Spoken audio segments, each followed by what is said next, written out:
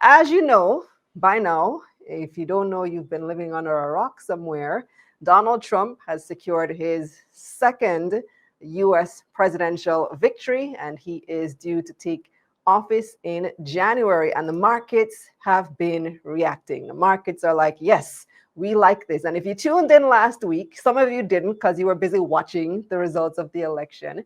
But if you tuned in last week, you'd know that Julian Morrison, one of our analysts, he called it. He was like, we need a Trump presidency. A lot of you disagreed. He also believed that Trump was going to win, and he was right. Trump did indeed win. So since then, like I said, the markets have reacted. You saw it in What's Hot. You're going to see even more of it later on in Market Recap. The US dollar is up. The stock market is up. Bitcoin is up. So let's talk about it. Joining us tonight, I have one of my new friends, one of my FinCon friends, certified public accountant in the US, Sainte Billings is joining us.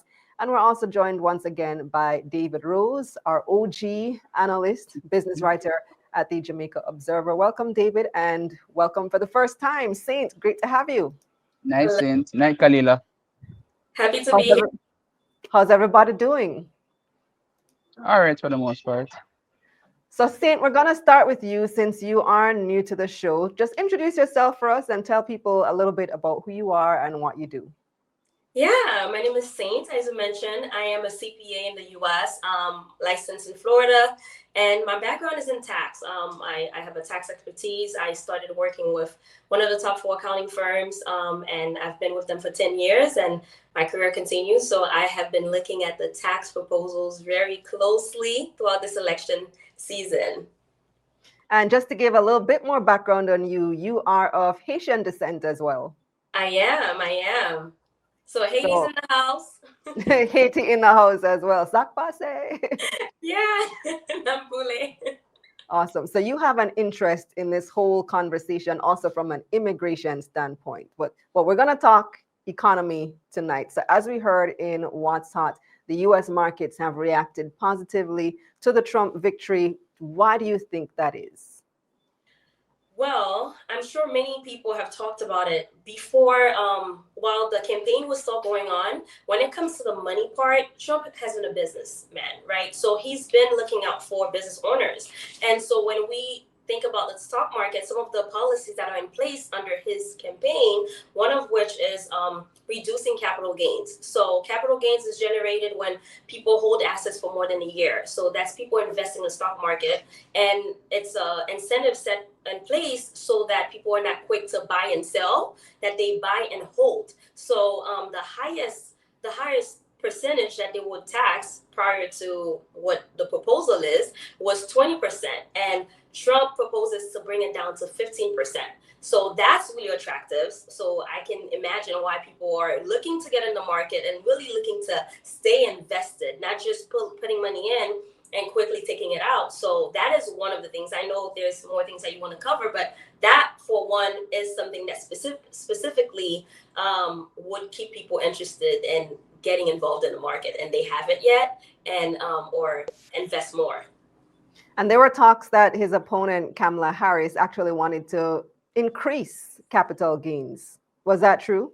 Yes. So part of the campaign that she ran on, keep in mind, I do mention that none of those things are set in stone until they've been voted on, right? But part of the proposal is that she would be increasing the higher bracket for capital gains. So on the other hand, Trump proposes to reduce it. So people are super excited about that. Another thing, and we'll get into it, net investment income tax. So that was an additional tax for those high income earners. So there's a specific, if you're earning 125,000 or more as a single filer, or 200,000 or more as married filing jointly, or head of household, and 250 or more for married filing jointly. If you were in those brackets, then there was an additional 3.8% tax to any investment income that you would bring in. And Trump proposes to remove that tax completely.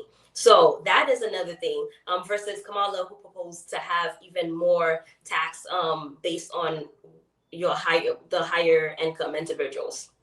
So when people reach the conclusion that Trump is good for the economy or Trump is better for the economy than Kamala would have been or that Biden has been, would you agree with that?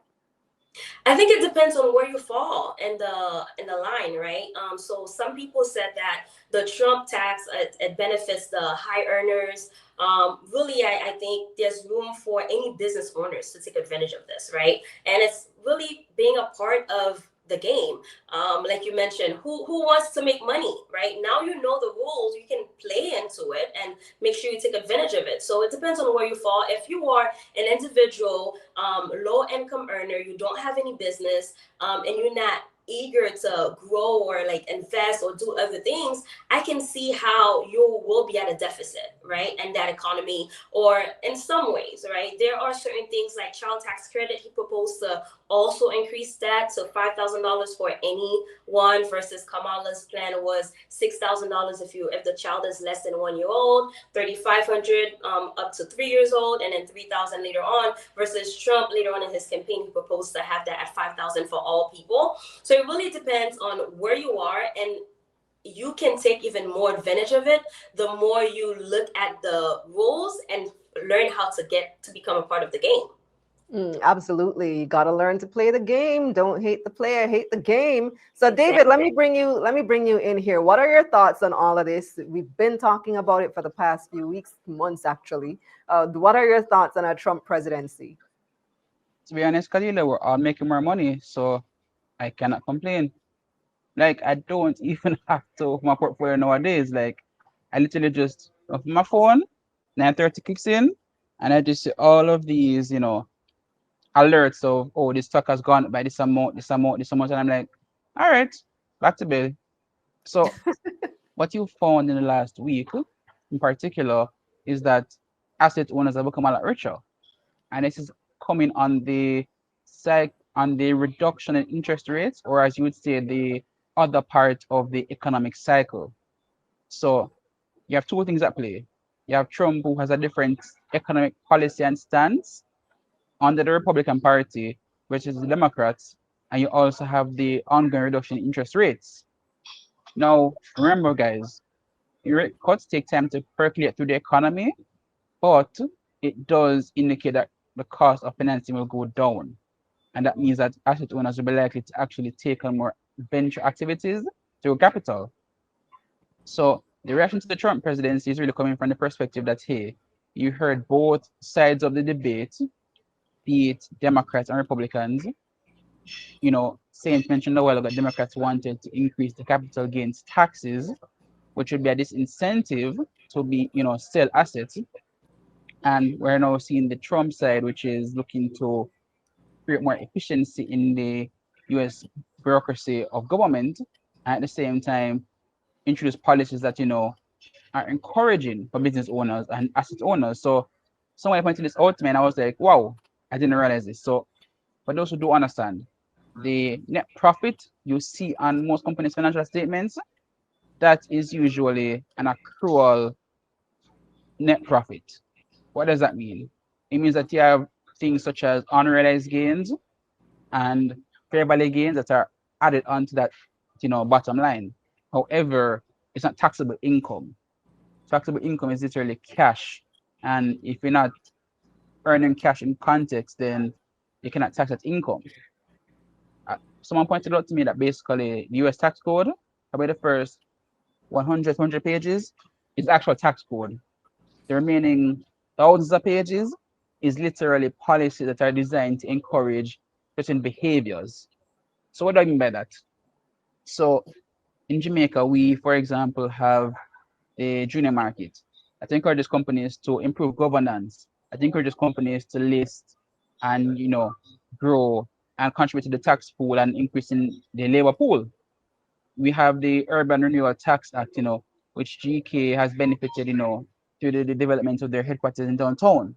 So you have tax policies that are designed to incentivize certain behaviors because of the economic impact it will have on the surrounding community or environment. Now, we haven't seen, all of the potential proposed plans that are being proposed for the tax code. But one thing I can remember that in the USA, the Trump era tax cuts are set to expire next year. Now, if those taxes are not renewed, a lot of persons have a higher tax bill unless this was the income to spend in the economy. That's not necessarily good for anyone in particular, whether you be a low income earner or high income earner. So what they potentially decide to do on those income tax, changes will be pretty significant to many people because when you think about it, when the government might like just spend on the economy, but the government didn't have an influence on every part of the economy. What do you mean by that? So you're a small town business, let us say you're a community of 1,000, 2,000 people. When the government, says, hey, you can keep money in your pocket, you can spend more money in your local economy and everybody's happy. But when the government takes more in taxes and decides to allocate to different parts of the country or economy as they desire fit, you're a small town that might not benefit as significantly. So these potential proposed changes in tax code and just overall economic incentives to do certain actions will benefit business owners and investors, and we're all better off as a result. Because as someone pointed out to me, which I find very strange and insane, so I think someone said Tesla is up like 75% in the last 2 months, and I'm like, wait, What's are up you serious? 75%? Tesla. Tesla. I Oh, found it wow. strange, but it's not. Strange It's with all actually the money that Elon's been throwing behind the campaign. Maybe not. Kalila. Tesla was at 180 dollars around August, and you're telling me less than 3 months later it's at $350. Yeah, that's not strange, given that Elon has been so publicly supportive of Trump and has put his eggs in that basket. And the market was theorizing that Trump would win, and therefore theorizing that Elon will benefit and Tesla will benefit as a result of his public support of the Trump campaign. So And I consider rationale I'm behind it. not surprised. This and you Sainte's not know surprised either. Trump actually appointed Elon and Vivek Ramaswamy to lead the Department of Government Efficiency. So they're looking now to actually cut down on excessive government spending and bureaucracy, which is interesting because we should remember that I think it was Moody's that changed their outlook on the US, you know, economy because the US is basically, I think, almost 100% debt to GDP. And Trump is, along with Elon, are saying, hey, we need to cut back on spending and, rein in the budget because the USA is running a pretty heavy fiscal deficit. And the truth of the matter is, as Elon pointed out, it's not sustainable. Something has to crack. So it's going to be interesting to see, how that Department of Government efficiency actually plays out and how that all those extra savings are potentially redirected towards the economy because at the end of the day, money that is not spent has to be redirected to or somewhere else. And where that will go potentially might go to tax cuts or other proposed changes. So over on Instagram, we have a comment. I love Kingston says everything sounds great until job cuts come. Saint, do you believe that Trump policies would lead to potential job cuts? Because I feel like it would be the opposite. Yeah, high level, I agree with you that it would be the opposite because there's not this force on increasing low income wage or things like that, like tips. There are so many benefits even to the regular worker, the server. There are so many benefits to that. I guess what the person is saying, who are the people investing? Those are people who have jobs, right? And to that point, I can hear what that person is saying. Now, does that mean, are we assuming that the market is heading toward a way where jobs will be cut down, that the average person who has those high earning jobs will no longer be working? I doubt so because those benefits, those people, they're not about to start making the money, right? The money's already there, and it's will they be investing it in the U.S. market or not? Some other things that I wanted to pinpoint regarding Ah, we lost Saint, unfortunately. But I want to come to this. Ah, there she is. She's back. We can't hear you, though. We're not hearing anything. I don't think she's hearing us either. So I see a comment here from Roswell, which is a very interesting comment. Roswell says, so David, I'll direct this one to you. Roswell says, I see a lot of selling off in our local stock market. I summarize individuals are looking to the USA equities markets. Have you noticed that? And do you think that is the reason? Not necessarily, Kalila. So two things to remember. If you want to get cash, you have to sell your assets. And as a result, the stock market is there and there are actual persons willing to buy your shares, you're gonna sell. Because while persons might say, you can go to the bank and get a loan, at the end of the day, if you need to get your cash immediately, you're gonna sell your stocks on the market. And the truth of the matter is you might have been seeing, for example, the dollar sale yesterday and today, pretty significant transactions, but that's just one stock. If you look at the broader market since August, you know, we've seen a lot of equities actually increase in value. So we're seeing Carrier share at $11.50. We're seeing Scotia share at $48. We're seeing, for example, Carrier trade at $73. So a lot of the broader market is actually trending up again, as rate cuts take effect. And the truth of the matter is, while the US market does offer, better returns due to the diverse range of options you can take to monetize different events, the reality is for some persons, it might not be their, cup of tea. Because even if you're to, let's just say, move somewhere up to US markets, you still need to have a strategy that actually works for you to make money. Unlike in Jamaica, where you can say, all right, in the month, this stuff will go up in value. I can, get in out at this particular price. In the US market, it's so much more dynamic. You have shorting, you have, covered call strategies, you have so many different approaches. And the thing is, you can jump onto a stock as it's rallying and you get so distracted by the gains, you forget that you need to potentially sell and take some profits. So I don't necessarily think there's a lot of money moving towards US equities market, but at the same time, you might be seeing more money moving towards US dollar denominated assets. What do you mean Mm. by that?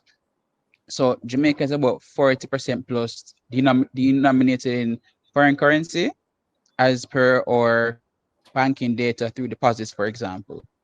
So if you look at most of these new properties that are being advertised, they may advertise US dollars. They may selling to in Jamaican dollars at the end of the day, but the reality is that some persons right now who are actually putting their hard currency into assets they feel comfortable with that are going to relatively hold their value because as we're currently speaking, the dollar is at 159.20 as average selling rate. While that is the average selling rate, you do have some commercial banks that are selling the dollar at 160 to 1. So I'm not going to say that some persons might not be taking their money to the US market from the JSC, but it is still not necessarily a major probable event because you only have like interactive brokers as an alternative to enter the US market because for the most part, Jamaicans cannot actually enter the US market with other brokers. So now that we have Saint back, I specifically want to direct this question to you, Saint, because last week on this show, one of our analysts, Julian Morrison, theorized that Jamaica is going to benefit from a brain gain. I don't know how familiar you are with some of the issues in the Caribbean, being a Haitian immigrant yourself, but traditionally we have suffered from brain drain, which is our educated population leaving to go to countries like the United States. But according to Julian, with a Trump presidency, there is a lot of fear amongst the immigrant community, and some of those people may be returning home. Have you observed that amongst your own community that people are talking about going back home? Although I know it may be different in Haiti because of the Yeah. political turmoil going on there, but what conversations have you heard around people maybe wanting to leave the United States for somewhere else because of a Trump presidency? Honestly, as a side note, we're more likely to come to Jamaica than to go back to Haiti right now. Um, um, so I'd say this. I think the fear was, if we're talking immigration, is that some people would be deported. There's fear of this mass deportation. Um, are those the people necessarily that Trump is trying to get to keep investing in the country? Let's think about it, right? Trump wants the money to stay in, right? Now, this is not defending Trump. I'm not pro-Trump or anything, but we want to make it clear. Trump wants the money to stay in. Will they be deporting the major investors in the country? Likely not, right? So as far as like the those people who are in the high net worth brackets, who are of Haitian descent or Jamaican descent, this is a time where they're getting comfortable to start investing. Now, when we start thinking about social views and other things that may be of value to those people, abortion or whatever things that people held really strongly to when it comes to their values, they feel as though they may not want to live in such a society because of fear of what will society, what will interaction be like. But when it comes to finances or the people who are the brain drain that we're concerned about, they're likely investing in the country, and I don't foresee them running away from the opportunity to make the most of that economy should the opportunity be offered to them. I see one of our FinCon colleagues, Tiffany Grant, moved to Jamaica recently. She is of Jamaican heritage. I think her parents are Jamaican, and she moved. She never lived here in her life, and she moved a few months before the election. And she wrote an article on it, which is now blowing up because apparently there is a lot of sentiment, especially amongst people of color, Mm-hmm. about living in the United States under Trump. Yeah, I can imagine that. Especially, there's this fear of what will life be like, and it's not necessarily just because of Trump, but it's for the Trump supporters out there. They feel very strongly, and some of them have been emboldened to act more, I guess, more obvious or more menacingly than they have done in the past, and so that fear is there. If those people do find other, and this concern or people moving, migrating out of the US, that has been a trend for the past few years, actually. I have many friends who moved to Costa Rica for different reasons, way of life, and some people wanted to move out if Kamala wins, also concern of like how they're going to raise their kids. So this, I think it's more partially is the values, but the other part is that's a trend also. People are looking to make money in the US and live in an area where the cost of living may seem lower. So Mhm. I think it's a mixture of that, and not just the fact that Trump becomes president. Being digital nomads. Yeah. Yeah. And So, final question is for David. David, we're running out of time. So, this question comes from Limitless Podcast, who wants to know, do any JSE stocks stand to benefit? it's going to be lagged. And let me tell you why. So you're discussing that point a while ago about, migrants, or I should say, remember the diaspora moving back to, their home countries. So someone in the banking sector, we one of the large two banks told me that, hey, when Trump won in 2016, you had a lot of fear. Fear drives opportunity. What happened? A lot of the persons in the diaspora were like, hey, if Trump actually, does some of his outlandish things as they believed, then they might not have a home. So you have lots of persons in the diaspora who are buying back property in Jamaica as what you'd call their safe shelter. So what you ended up finding was that North Coast, some parts of Kingston, persons were just buying up properties just, as their backup opportunity.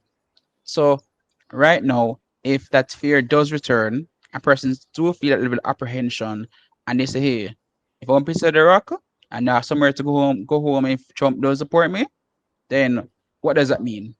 It means that that the real estate sector is going to feel a nice uplift in the coming 2 3 years, as persons are like, Mm. hey, I need to have a place in Jamaica as a backup in case anything. So in that case, you're talking about the banks that are going to benefit. You're talking about Carib Cement.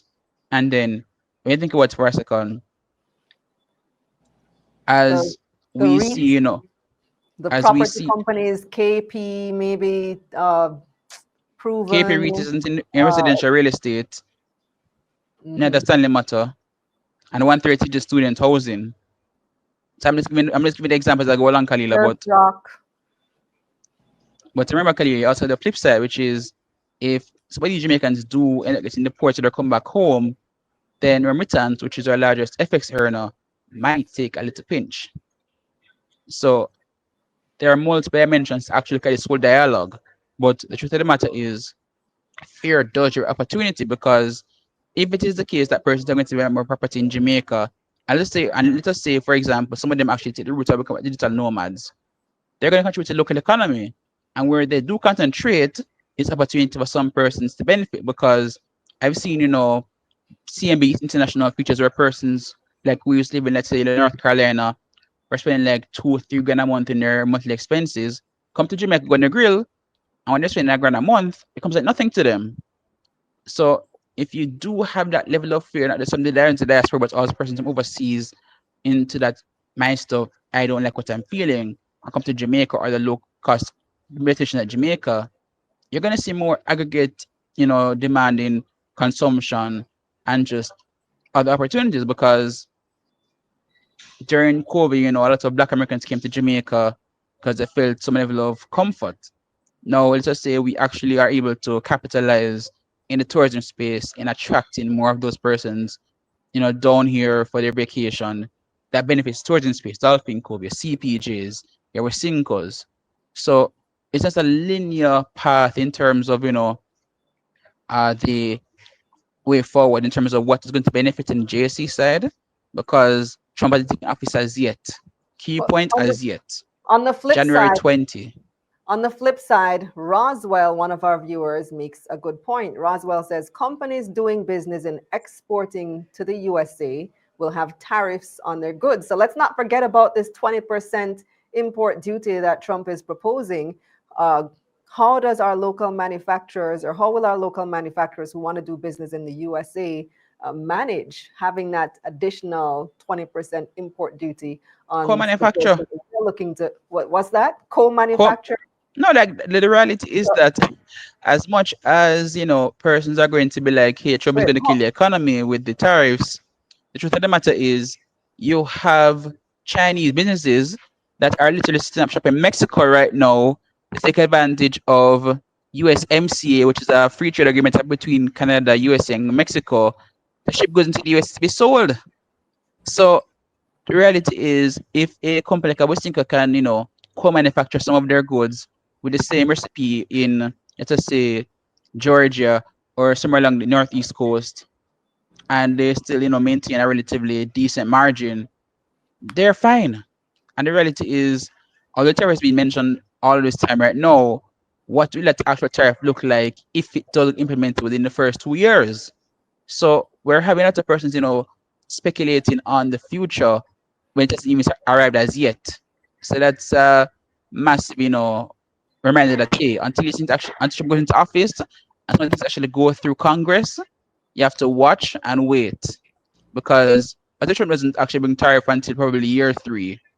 For the next 2 years, they're going to just be like, he's going to be tariffing. No, you actually prepare ahead of time. In case it does actually happen. But even in the meantime, you continue to export make money. So we have to be very cautious about, just looking at some of the proposals that were made during the election campaign and look at, hey, if this does happen, how can these companies circumvent those situations or events to make money same way? Because at the end of the day, you cannot get the US market. It is still the largest market in the world for consumerism and Jamaica's largest external trading partner. So that's the truth of it. so Saint, are there concerns that this 20% tariff could lead to inflation in the US? Yeah, that concern is definitely there. I do want to note the 20% is not across the board. It's he proposed a range from 10% to 20%. So the impact on the particular country will be determined by their relationship with the U.S. We know that the tariff is intended to be as high as 60% for China, and there's a specific, I guess, goal with that. The end all be all goal is to decrease America's dependency on Chinese imported goods, right? So yes, the concern is there for inflation. If of course, if it costs those companies more to import these goods, the cost will be passed down to the consumers, right? However, I do want to note that it's not going to be 20% across the board for everyone, and the impact may vary from the service, from industry to industry and country to country. All right. Well, thank you so much for joining us this evening, St. Billings and David Rose. David is going to stay on with us for the analyst segment. But thanks once again, Saint. It was great having you for your first time on Taking Stock. Thank you for having me.